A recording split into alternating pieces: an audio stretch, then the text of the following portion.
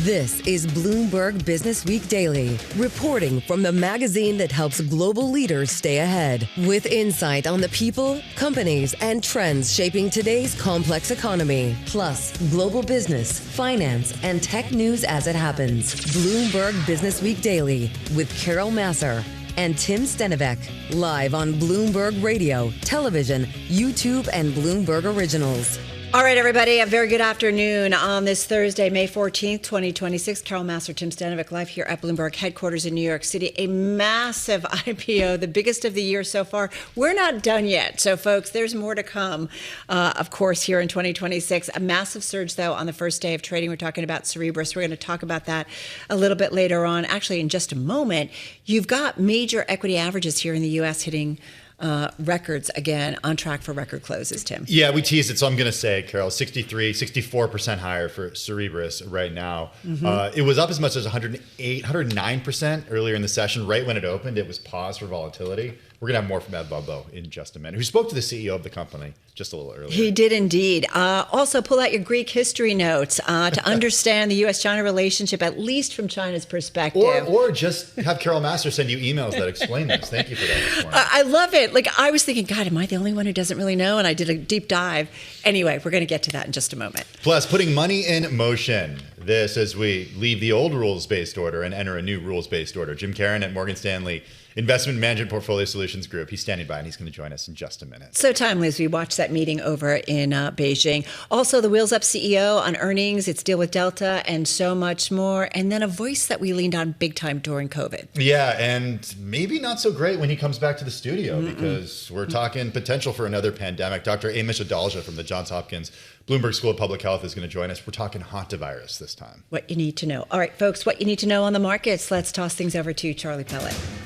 Very much. And what you need to know is all about Cerebras, up now by 64% out of the gate, roughly 185. Right now, Cerebras 301, looking at a gain of 63.8%. This on a day when stocks are pushing higher. This on a day when we got the S&P 500 index at a record. Right now, 74.91, did trade above 7,500. Keep it locked into Bloomberg Television and Radio to find out if we close above or below that big round number. We do have the S&P right now higher by 45, up 0.6%. Dow Industrials at 49,990. Spent a lot of the day above 50K, up right now by 0.6%. We've got NASDAQ also advancing. NASDAQ Composite Index at a record, up 0.7.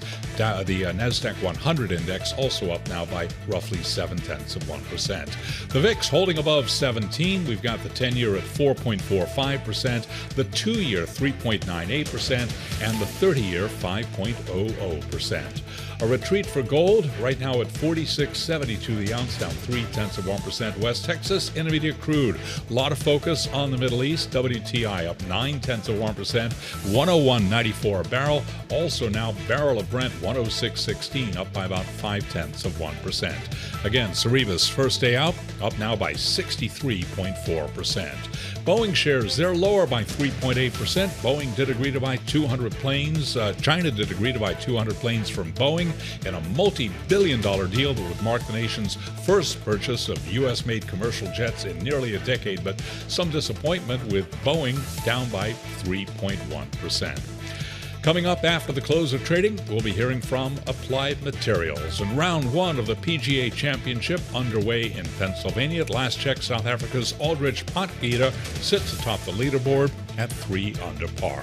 For on-demand news 24 hours a day, subscribe to Bloomberg News Now wherever you get your podcast. Carol and Tim, that is a Bloomberg Business Flash. All right, got it, Charlie. Thank you so much. Going back to where Charlie started, Cerebras shares at their high up 108%. Right now up about 65%. Stock now with a $65 billion market cap, Tim. I want to bring in Ed Ludlow. He's co-host of Bloomberg Tech on Bloomberg TV with us from our San Francisco bureau. Ed, is it a strong IPO? I think is an understatement. This thing just blowing past expectations. Yeah, I always go relative to where the IPO priced, right? So they priced the IPO at $185 a share, above the top end of their marketed range, $160 a share. It opened at 350. We're at 304. But I think the point that Cerebras CEO Andrew Farrar made to me is like the moment in history is that this is the biggest semiconductor IPO of all time. It is the biggest IPO of the year so far in the United States. But like the awkward bit being SpaceX is still to come. But, you know, like I think there's also a lot to say about what Cerebras actually is. Like, why is there such institutional investor demand for this name?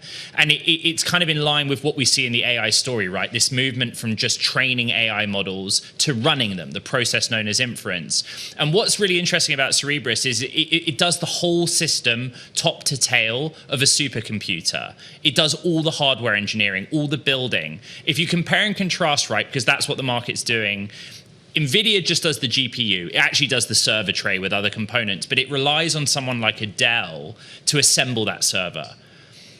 With Cerebras, they just do it themselves. And so in this conversation, I was trying to not be too combative with Andrew Feldman. I'm trying to understand the future there, because if you're taking on the cost of building servers, your margins are lower. And his basic point is demand is astonishing to get this really high pace inference going.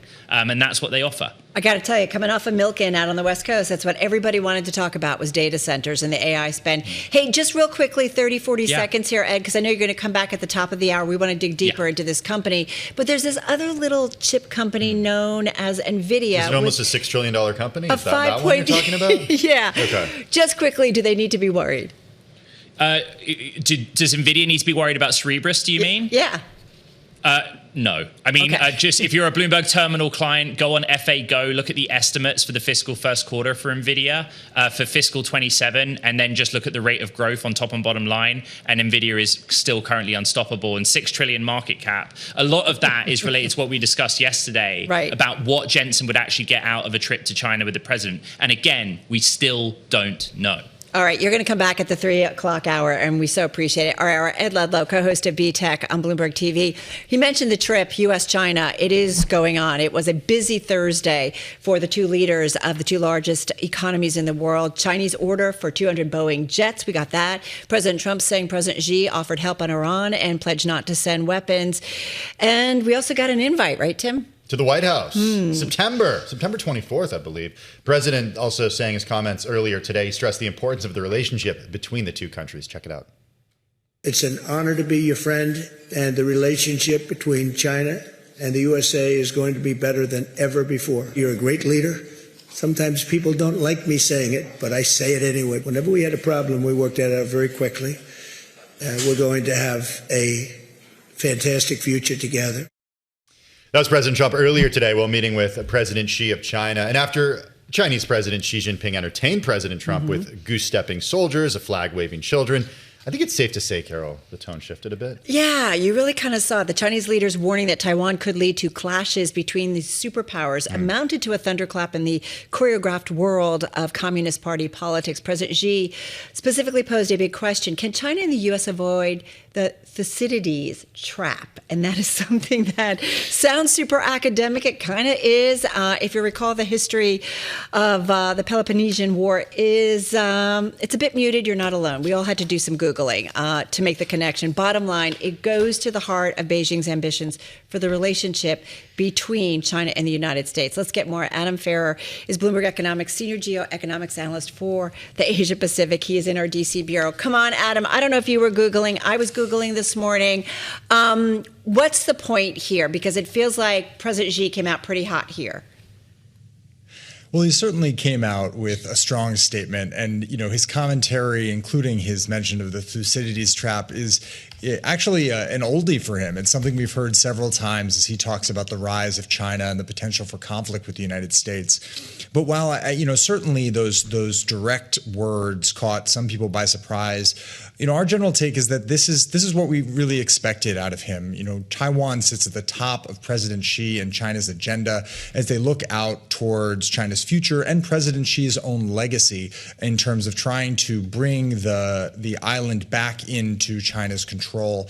And what he was really doing was planting a flag and making clear to President Trump that this was a red line for China, and that he was going to proceed in that manner. The question really for us is, what else was the conversation? How else did the conversation go on Taiwan in the closed session? And what did President Trump say, right? With deep fears in Taipei and even in the halls of Congress here that President Trump is willing to adjust the policy of the United States towards Taiwan. Although right now we haven't seen any signs of that.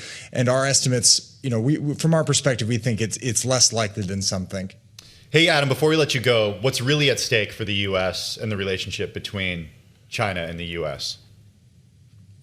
Well, for President Trump, this meeting was all about managing this fragile trade truce and, most importantly, keeping the flow of critical minerals and rare earths coming into the United States tech industry. We saw last year the power and leverage that China has in that industry to, lead factories to have to slow down or shut down production lines, as we saw with some U.S. automakers, when those key supplies dry up. And so for President Trump, this visit is about keeping things on an even keel, limiting further impacts on the U.S. economy as we look towards midterms, and finding a pathway forward on some other key issues like purchases of key goods like agriculture that China used to be a key purchaser of, but actually pulled down significantly following the initiation of the trade war. And so far, we haven't heard much besides this potential Boeing deal. Yeah, light on deal so far, considering the corporate contingency that is there with President Trump on the ground in Beijing. Hey, Adam, thank you. So appreciate it. Adam Farrar, he's Bloomberg Economics senior geoeconomics analyst for Asia Pacific. I'm rushing because I feel like we've got a lot that we actually want to talk about with our next guest, because investors are watching all of this that we just talked about. Jim Caron is back with us. He's Chief Investment Officer of Portfolio Solutions at Morgan Stanley Investment Management Portfolio Solutions Group, right here in studio. Where should we... Good afternoon. Should we start with the Peloponnesian Wars? Thucydides trap? Yeah, I hope everybody paid attention. Talking about emerging power unseating an existing power. Is that the whole trap? See, he didn't need to do any Google. I know. Oh my. Where should we begin? Where do you think, what's important on this Thursday? So, look, I think there's a lot of things that are going on. We're seeing it in the news cycle right now. We have a very important meeting between the U.S. and China. This is great powers diplomacy that's taking place. Talking about history, this goes back to the 1920s and the 1930s, where, great powers were going to decide what was going to happen, like what the new rules were for the world. And what we're really looking at is a new growth model. So we have these two very important economies, the U.S. and China, and the world needs today a new growth model. And the growth model isn't just for the U.S. to go into deficit to create subsidies for other countries to generate higher growth. And that's the Trump argument on Europe, and that's tariffs, and that's what that's all about. It's really about trying to think in terms of how these two global superpowers can compete for that growth, and also for Europe as well. Mm-hmm. So what you're seeing are business deals that are getting done. Clearly the Middle East is in the middle of this. And you obviously want to see a reindustrialization of the Western world. So that's the United States reindustrializing, and that's also Europe reindustrializing, and that's going to go into energy security, manufacturing, CapEx, the big spend right now, AI, technology, inference, all of these things that are going to build advanced manufacturing. This is all unfolding right in front of us right now, and it's pretty amazing from a historical standpoint. It is, but what does it mean for the way that countries trade with one another? And mm-hmm. I always go back to this, the classic Tom Friedman, the world is flat, like that did not pan out and has not panned out. It did for a short period of time, and we don't need to talk politics and the rise of populism, but there weren't a lot of, not everybody was a winner there. Let's go back to Bretton Woods, right? So the Bretton Woods period, that's mm-hmm. where the U.S. basically made an agreement with the rest of the world that it would have a deficit to fund growth in other parts of the world after World War II, right? So that's the rules-based order that we know. So the rules-based order effectively is how can we generate growth collectively? Now, what we're looking at today is an unwind of that. So that in that period, post-Bretton Woods was more globalization. People like to say deglobalization. I like to say selective globalization. So in other words, growth and partnerships and alliances aren't going to be there just for the virtuous aspect of adhering to this rules-based order of the past. Now it's going to be very, very much a transactional type of an environment. And that's what we're seeing between the U.S., Europe, and Asia. Would this be true if President Trump wasn't back in the White House or hadn't done his second term? Because I do feel like things changed his first term around. So that's a great question, because I don't think it really matters who's in the White House. Process is going to matter. Okay. So it did start under Trump, for sure. It started in his first term. Biden continued it. He didn't stop it. He didn't stop it. It all continued. Especially with China, right? Especially with China. I mean, Biden was especially tough on China. Yeah. Trump's a lot easier on China. And so when we think about this, whoever the next president is or the president after that, this is a math problem. This is about countries trying to figure out how to get out of deficit, and they want to grow their way out of deficit. We have an aging population globally, China, Japan, US, Europe. That's going to put a lot of pressure on deficit. So if you need higher growth, how do you get that? And that's what the challenge is today. So from our perspective, we think about this as a major structural change that's putting money in motion, because what it does is it creates the world has to look for a new growth model. And there's a lot of structural changes that are taking place. This really opens the door to a lot of thematic investing between growth and value and technology and everything else. Of these, you've got 4 investable themes, and you talked already about deglobalization, reindustrialization. I also love the concept of state capitalism. Are we going to see more governments? I mean, look what the U.S. has done and things that we are so critical of China and other places for doing. Do we see more of that? Yeah. So what I call state capitalism effectively is the foundation of this investment. So the way that I look at this is that governments want to generate this new growth. But they can't do it themselves, because if they do, they go into deficit, right? So they need to, this is very key, what they need to do is incentivize the private sector to generate this growth. So how do you do that? Through policy and so on? Through policy and so on, right? Yeah. So if you want manufacturing centers, you change the tax code. You have accelerated depreciation on CapEx, accelerated depreciation on manufacturing facilities. You want the banks to finance this? Deregulate them. This is happening in Europe. This is happening in the U.S. This is happening in Japan. This is happening everywhere. So the state policies, state capitalism, as I like to call it, that is actually really generating the incentives for the private sector. But given that it's a private sector solution, it's great for investors, because we get to buy the companies that actually do make this change. But do you not like the government investing directly in companies and buying shares? I'm never a big fan of that, right? Okay. I'm a small government guy, in general. So look, I understand that sometimes the government does have to step in and help out. But Europe is the poster child for nationalizing companies all the time, for having windfall taxes on profits. I don't like that either, right? So there's a couple of different dimensions. Are we walking down a slippery slope then with a company like Intel, for example? Yeah, I think there are some national champions, and this is, I don't like the idea of government interference in companies, but it's just a general thing. But there are some critical areas. Right. Like you said, critical minerals, rare earths. Yeah. Okay. Yep. In your view? Yeah, absolutely. So well, if you think about like the banks, right? So think about the financial crisis, right? So should the U.S. not have only have one bank left after the financial crisis? Governments are always going to step in, and they're going to intervene, and they're going to support their national and they're going to support their national interests. It's a question of how long lasting that is, and it is a slippery slope. I don't like when they step in, because when the government does step in, they generally don't step out, that quickly, and it creates like a precedent for some of these things. So it's generally not a good thing.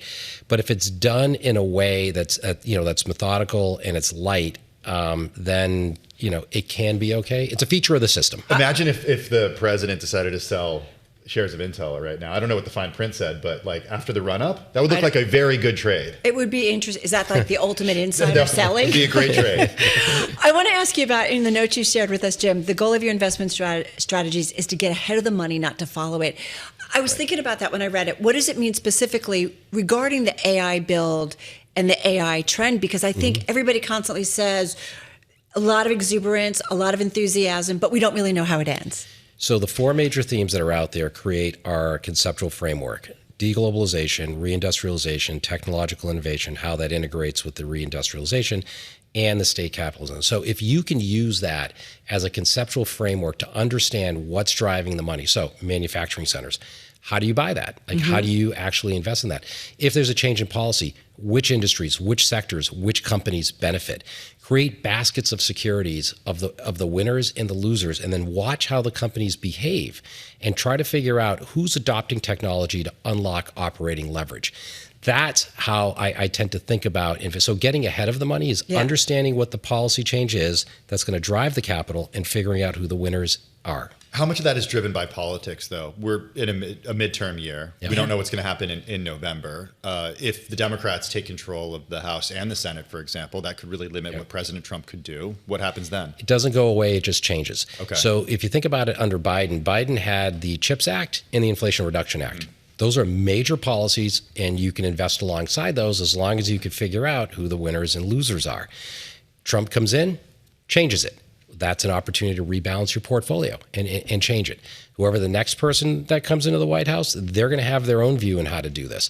So as an investor, you've got to be a chameleon to some degree, and you've got to be able to adapt to these changes.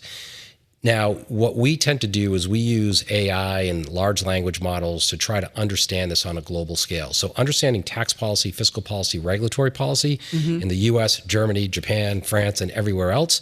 Large language models are great at this, but you have to know the right questions to ask. And in our fund strategies, that's what we tend to do. And these are the baskets of investments. And it blurs the lines between growth, value, defensives, dividends, quality.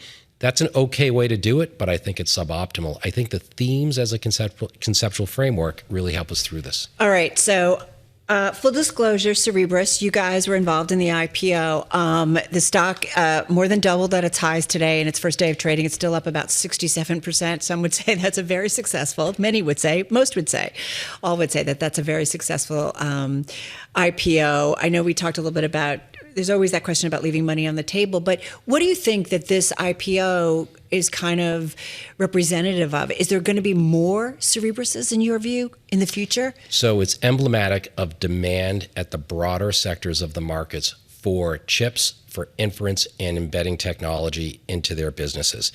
I think the greatest opportunity for investing right now is to find these value companies that are out there who are incorporating technology. And the AI adoption rate is going exponential right now.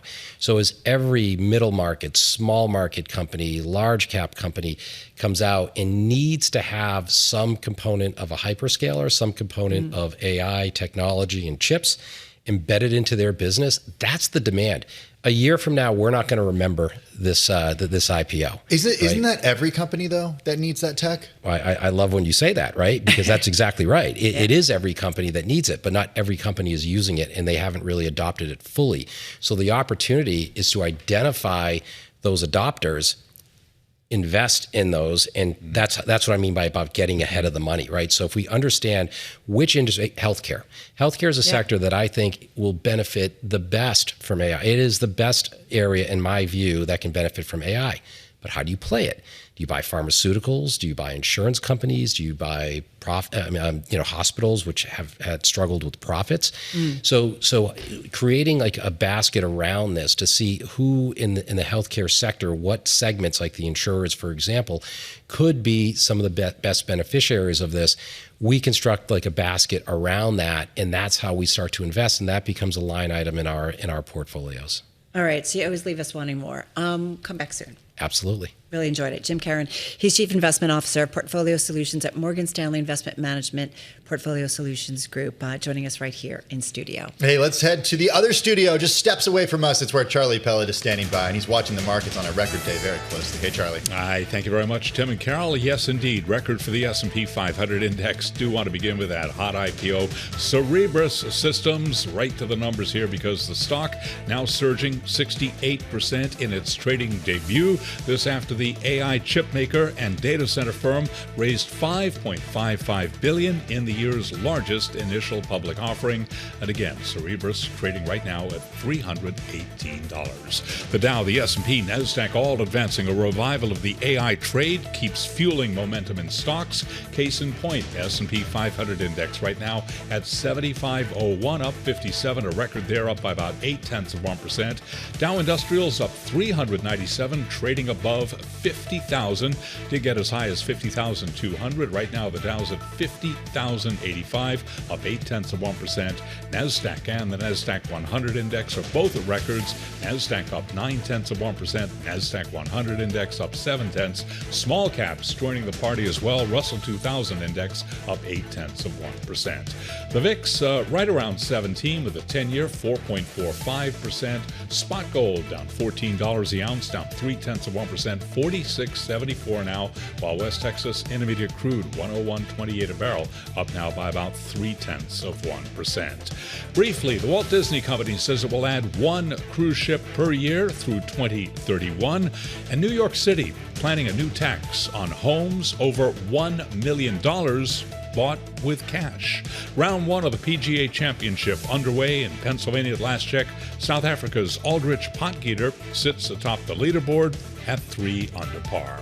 Coming up after the close of trading today, Applied Materials. I'm Charlie Pellet. Carol and Tim, that is a Bloomberg Business Flash. All right, Charlie, thank you so much. I bet this is something Charlie, because Charlie likes planes. Oh, so Charlie's ready. He's going to be interested. I can guarantee it. Right? Totally. Yeah. Hey, listen, Wheels Up, that's what we're talking about. They reported their latest quarterly update that came out Tuesday after the close that it had also $100 million in committed financing to fund growth. I just want to point out the stock kind of traded all over the place the following day. It was up nearly 6%, down nearly 9%, ending the day off 2.5%. The stock, Tim, has since rallied about 18% in the past 2 trading days alone. Well, we should note, yesterday the company did announce that $68 million debt facility. It plans to use it to help buy aircraft in the next 18 months. The stock down more than 99%, though, since that high back in July of 2021. That was when folks were doing a lot of private flying out of COVID. The stock down about 55% year to date. 13% of the float is short. Just a little perspective, but this is a company we've been talking to for a long time.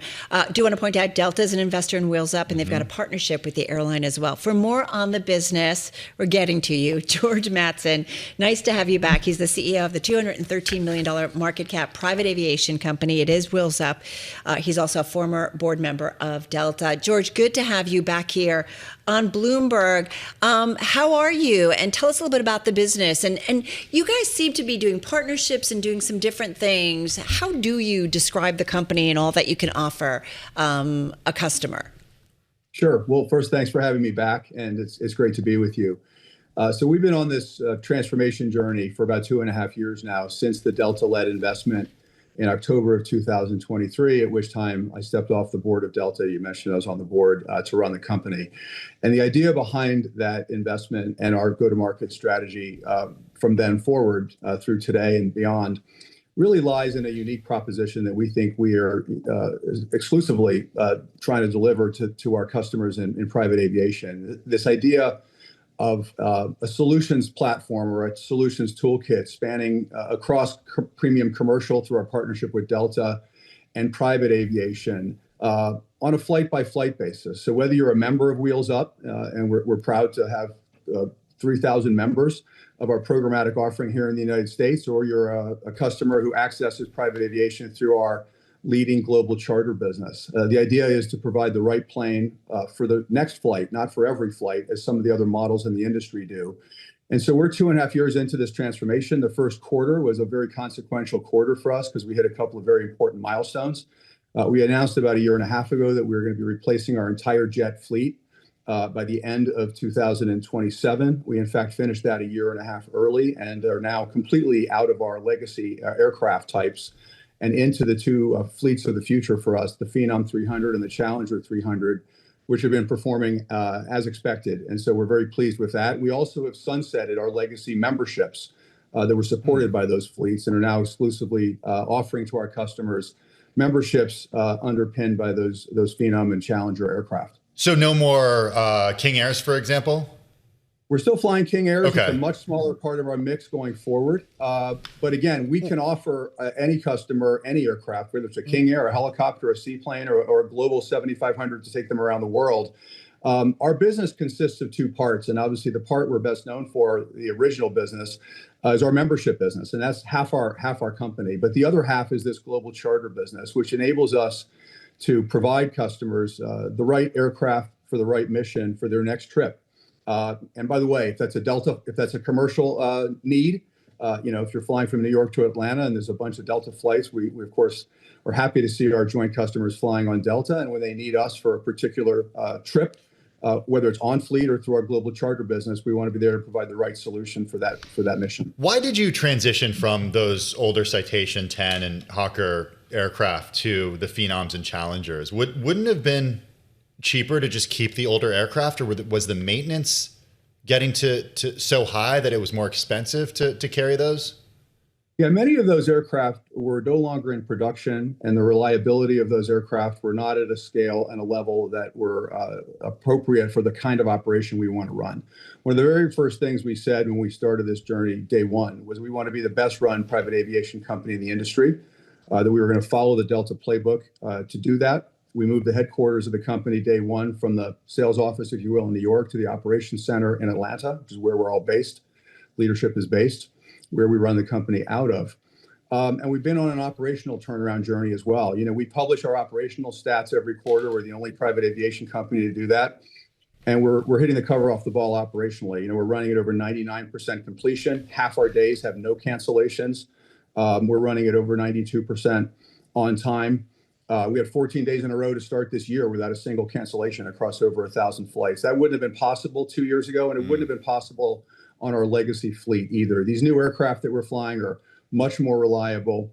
Maintenance availability is higher, utility is higher, efficiency is higher. The unit economics of the fleet are very different. I'm curious, too, how much cash Wheels Up has, and when do you expect to become sustainably cash flow positive, George? Yeah, so we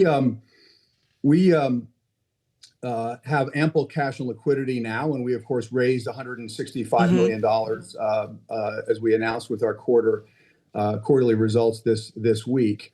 We had our first positive EBITDA quarter in Q4, and we were expecting, by the way, Q1, which is a seasonally weak quarter, to be negative again. But we're on the path to sustain profitability, and we see the performance of the business model and the fleet we now have delivering that in the not too distant. Will that simplified fleet materially improve margins as well? Absolutely. The unit economics of these new aircraft are very different than the legacy aircraft that we've retired. What about Delta, though, and that relationship? Will they need to continue to be pumping cash into you guys? The cash we raised in this quarter funds our growth plan well into the future. It's a little bit of a function of how fast we grow. We are returning to growth again. Underneath our relatively flat revenue performance for the quarter is another story. We doubled our Phenom and Challenger revenue while offsetting that with the kind of expected orderly wind down of our legacy flight activities. And so, when we look at the profitability of these aircraft, the unit economic profitability, we see the business model becoming self-sustaining. So we don't expect to need to, as you said, pump a whole bunch of additional cash into the business going forward. Hey, George, on the Delta partnership, I'm just curious what that pipeline looks like from flying on Delta, known for a premium product, to then, spending a lot more money to fly private. What does that pipeline look like? Yeah. So look, what captivated Delta's interest in this and what we've really been driving toward is this idea that private aviation, when delivered in the appropriate way, is an integrated extension of a premium commercial strategy. As Delta's gone on its premium journey, Wheels Up is a core part of that journey for its corporate and high value customers who access both modes of aviation. This idea of creating access to private aviation when you need it, integrated into a broader relationship that spans across commercial and private. And so whether we're talking to Delta's 45,000 corporate customers or that subset of their 20 million strong SkyMiles member base, so 0.5% of 20 million people is obviously a lot of people, it's 100,000 people. These are the folks that we're going to together, joint marketing, ultimately joint digital integration, merchandising, and so forth. So that's the plan that we're executing. So what portion of Signature members come over from Delta? What percentage? Yeah, so when we started this journey, the vast majority of our membership was a leisure membership base. We're now close to 50-50 in terms of leisure and corporate members. And that is kind of an optimal mix, right? You want your aircraft flying with your corporate members during the week and with your leisure members during the weekends. and during holiday periods. And so this idea of smoothing demand through the week and through the year is an important part of our strategy as well. But corporate has been our fastest growing segment. We've grown corporate at 25% a year since we started this journey, largely, well, to a very significant extent, through our collaboration with Delta. And charter has also been growing at double digits throughout all of this. And this idea of delivering global solutions is resonating and very different than I think the narrative we hear from some of the other folks. So you know Bloomberg loves numbers. So I have to just ask you. So can you give us a percentage of what portion of Signature members are coming over from Delta? Can you give us any kind of number? Sure. So we are today. We have over 800. We launched the Signature membership in September. We crossed over 800 members at the end of the quarter. So about a third of our total members are now Signature members, with the legacy members converting over every day. And right around just over a third of those members are corporate members today. Hey, go ahead, Carol. We have, so many questions. We love talking about this space. External risks. What worries you the most? Fuel costs, regulation, economic slowdown at this point. I mean, and you can throw in what demand looks like. We only got about 35 seconds. Sure. Look, demand remains very strong. Obviously, fuel is a significant input cost. We're somewhat immunized from that through the ability to charge surcharges to our customers. We haven't seen a significant change or any real change in demand since fuel spiked on the back of geopolitical activities. The ultimate, I'd say, headwind to our business is always the macroeconomic environment and where markets sit. And obviously, with markets at all-time highs, people are flying a lot. All right. Listen, so much fun. Come back soon. Really appreciate it. George Mattson, he's the CEO, of course, of Wheels Up, joining us right here on Bloomberg Businessweek Daily. When we come back, another nervous moment for public health. It's something we wanted to dive into for a while now. We're talking Hantavirus.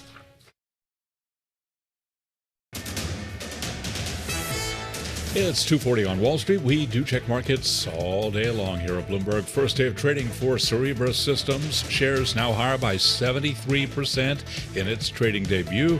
This after the AI chipmaker and data center firm raised $5.55 billion in the year's largest IPO. The company has a market value of nearly $72 billion. Again, we've got the shares up now by 73% in the first day of trading. The Dow, the S&P, NASDAQ are all advancing. The Dow above 50,000, up 375 right now, up 0.7%. Dow Industrials at 50,068. S&P at a record. Right now just below 7,500, up 54, gain there of 0.7%. AI fueling a record-breaking run. NASDAQ up 214, a record up 0.8%. NASDAQ 100 index up 0.7%, and the Bloomberg Mag 7 index up by 0.4%. The VIX just below 18 now, with a 10-year at 4.46%, the 2-year 3.99%, and the 30-year 5.01%. Gold is down 0.4%. Spot gold, $46.69 the ounce, while West Texas Intermediate crude and Brent both advancing. WTI up 0.6%, 101.61 a barrel. Brent 106.16, up by 0.5%. After earnings, Cisco Systems now up 12.9%. Applied Materials will be reporting after the close of trading. Round 1 of the PGA Championship underway in Pennsylvania. At last check, South Africa's Aldrich Potgieter sits atop the leaderboard at 3 under par. Again, recapping, stocks higher. S&P now up by 0.7%. For on-demand news, 24 hours a day, subscribe to Bloomberg News Now, wherever you get your podcasts. And Bloomberg Businessweek Daily continues. Once again, Carol and Tim. Great. Charlie, thank you so much. Carol Massar, Tim Stanovic, live here at Bloomberg headquarters in New York City. Well, CDC officials did brief media on the hantavirus situation in the U.S. They said there are no cases of the virus infection in the United States and that they are monitoring 41 people who had exposure to the hantavirus. We turn now to somebody we talk to regularly during the COVID pandemic. Back with us, Dr. Amesh Adalja, senior scholar at the Johns Hopkins Center for Health Security, also an adjunct assistant professor at the Johns Hopkins Bloomberg School of Public Health, an affiliate of the Johns Hopkins Center for Global Health. His work focused on emerging infectious disease, pandemic preparedness, and biosecurity. I was joking when you came in the studio. I mean, we literally, we were talking to you every week for, 18 months, just a few years ago. You're the perfect guy to have back to talk to us about hantavirus. Are we entering another phase like COVID? No, we're not, because these are very distinct viruses. There's two different viral families, two different set of biological characteristics. And it's not that every virus can cause a pandemic or even an epidemic. And Hantavirus is one that has very constrained ability, even the Andes virus, to spread from person to person. It's not as contagious as COVID, not as contagious as flu. So we will have a public health emergency. We've got work to do, but it's not something that's going to threaten the general public. But for some people, it can be, people have lost their lives, right? Exactly. Pound for pound, it is a very virulent virus. But just because something is virulent doesn't make it more transmissible or make it something that can cause an epidemic. There's many diseases like Ebola, for example, or rabies is a great example, basically 100% mortality, but it doesn't pose a threat to the general public. So while people who get infected with hantavirus have a mortality rate of maybe 1/3, it's not something that spreads through a population very easily, if at all. You know, we had this story yesterday in Bloomberg, and it was about Chilean scientists who, for years, were working on a vaccine. And actually, just before the pandemic, they couldn't find the $7 million that they needed to continue with clinical testing. So they kind of put it aside. And a lot of people are asking questions right now, like, oh, maybe a vaccine should have been developed. Given how rare this is, but how fatal it is this something that scientists should work on creating a vaccine for? I always like to see more vaccines being made for everything, but you have to recognize the economic reality of the issue. If there's not a return on investment because the market size is so small, because there's such a small number of people that get hantavirus, biotech, pharma, they're not going to be interested. So what we have are multiple vaccines kind of in phase 1 level studies, and they need a lot more money, probably $1 billion or so, to get all the way to phase 3. Wow. There may be interest now in doing that, but it wasn't something that was high on the threat radar compared to avian influenza, for example. I do remember during the COVID pandemic, Dr. Adalja, that we talked a lot about, is this just the first of many? How do you look at global pandemics and what might come in our lifespan still? There's not some special clock where it says, oh, it's time for a pandemic and one happens, like 1918, 2019, maybe 100 years, but that's not a real hard and fast rule. It has to do with the way we live. Megacities, travel, interfaces with animals, interfaces with the environment, all of that plays a role. And obviously those pressures are getting more, and travel times are shrinking. Megacities are getting bigger, animal interactions more. So that increases the risk of a pandemic. But you have to also remember that we've got technological and innovative solutions that kind of allow us to master that problem. And we're increasingly being able to master that problem with things like mRNA vaccines if we have the will to deploy them. Okay, if we have the will to deploy them, which is probably a perfect segue to helping contextualize this for us. A general American, should we be more worried about the hantavirus, or should we be more worried about pockets of measles outbreaks in the U.S.? Pockets of measles outbreaks in the U.S. are definitely more worrying. That actually causes the general American to change their behavior. Measles is reestablishing endemicity. We're likely to lose elimination status. We've already had 3 deaths from measles in 2025. This is unheard of. Do those deaths prompt Americans now to pay attention and say, wait a second, maybe the move away from vaccinating young children was not the right move? Some of them do, but some of them are they're really stuck in the mud here, and they won't move. It's an entrenched view, especially from our Health and Human Services Secretary, who has been anti-vaccine for decades and decades. So it does move the needle literally in some people, but not everyone. But I have noticed that he is speaking out less now on hantavirus, for example. That's a good thing. We don't actually want him, or I don't want him to speak about hantavirus, but maybe that's because they recognize they have to do this competently, that they have to have the confidence of the American public, and they know that RFK Jr. is not somebody that instills confidence. He plays to his crowd, his anti-vax crowd, and that has no place in what's going on now with hantavirus. So the less he speaks, the better the response will be. How does the medical community, or at least from your group of medical professionals that you speak to, how do they see this administration? How do they see this particular health secretary in terms of his impact longer term? Or do you think it's just this administration, and then when a new administration comes in, things can change again? No, I wish it were that. I think that he's done so much damage. Some of it will be irreparable. If you look at the CDC, completely decimated, budget cuts, people quit, people were fired, the place was shot up by a gunman. All of that is going to be hard to recover from. And it's also the fact that when it comes to vaccine architecture and the ecosystem, he basically knew where all the pivot points were, and he's dismantled the entire ecosystem in terms of the Advisory Committee on Immunization Practices, the way the vaccine courts are run, all the cronies he's installed, and all the mistrust and distrust. He's done so much damage that I don't know that we come back from this very quickly. What's the impact on American health? It's going to. We're already seeing it. Measles outbreaks all over. Pertussis outbreaks everywhere. We're worried about diphtheria. We're worried about many different vaccine-preventable diseases. And our pandemic preparedness is in shambles. The mRNA vaccine contracts that they had signed with Moderna, that HHS had signed, he canceled all of that. He said we need to take a pause on infectious disease. He's put his own people in NIH and other places, and it's really dismantled the entire way that we think about infectious disease preparedness.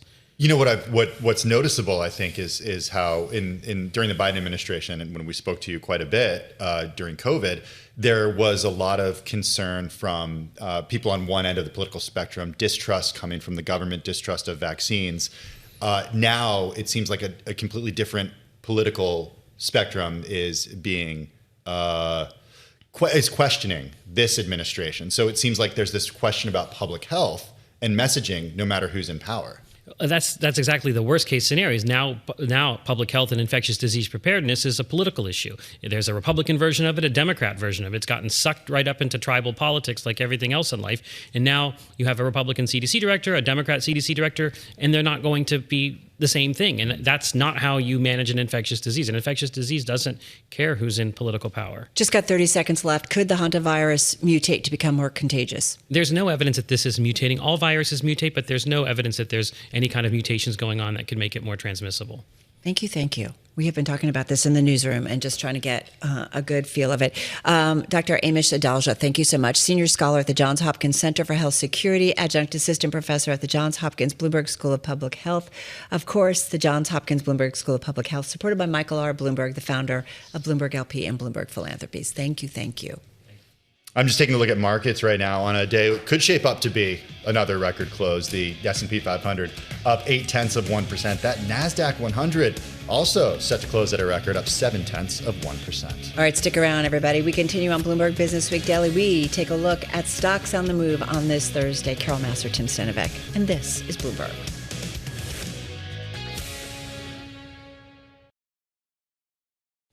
This is Bloomberg Businessweek Daily with Carol Massar and Tim Stenivek on Bloomberg Radio and Television. All right, folks, we're coming up on the last hour of trading on this Thursday. Carol Massar, Tim Stenivek, live here at Bloomberg headquarters in New York City. Quick check on the major market averages for you. Up about 0.7% on the S&P 500, the Dow, and the NASDAQ 100.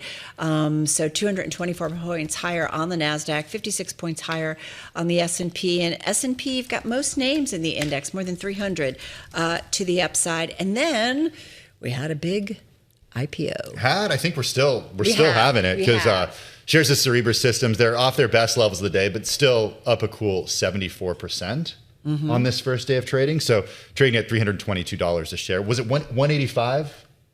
Ed, not if it was 185. 180%? No, $185. $185. Yeah, if I go back. It's like, wait, am I on yet? You're not on, Ed. Don't worry. You're not on. Don't worry. Stock, what are you asking? I'm just saying it's trading at $322 a share. Yeah, the exactly. IPO price. 386 was the high and change. Talking about the IPO price. That's okay. Don't worry. Don't worry. Okay, I'm Carol Massar along with Tim Stenivek. Let's get to some stocks on the move. And to be fair, we do mention Cerebras because it is an IPO, the biggest one of the year, and the stock is up 74% as we speak, but it was up as much as 108%. It was an oversubscribed IPO, and it's part of the AI story and the semiconductor story. So interesting. So ticker is CBRS. Let's go to another tech name. Yeah, it was $185 IPO price. Okay. That's what the number I was going for. Oh, okay. Yeah. Sorry, I couldn't read your mind. Let's bring in. God. It's been a long week. We realized you have to be with me for 2 more hours. I know. We've realized in the last 24 hours, we went to a breakfast together. We did a show together. We went to kind of a dinner thing together. Yeah, and then I was like, we got to go. This is enough. He's like, I don't want to see you for a while. I do want to see Avalon Purnell. She's Bloomberg News equities reporter, and she joins us in studio with stocks on the move. Let's talk about Cisco. Absolutely. That's ticker CSCO, currently up about 13% to hit a record intraday high. That's after reporting third quarter results that very much came above expectations and also boosting its full year outlook. Worth noting that it did also announce job cuts as it continues to focus on sending those resources towards AI. But Morgan Stanley said that their AI preparation is really helping the company hit a growth rate that they haven't achieved in 15 years. That's amazing, just soaring. And there was a period, go back a little bit, where I think people were concerned that they were going to miss the whole AI craze. And here they are. Definitely proving some people wrong. Yeah, exactly. Where shall we go next? Ford, a different name that has also been kind of popping on the AI trade that you wouldn't expect. That's ticker F. It's currently up about 5.6% and on pace to notch its best two-day gain since 2020. That's partially because it's extending those gains as investor enthusiasm for AI and more specifically the automakers pivot toward energy storage builds.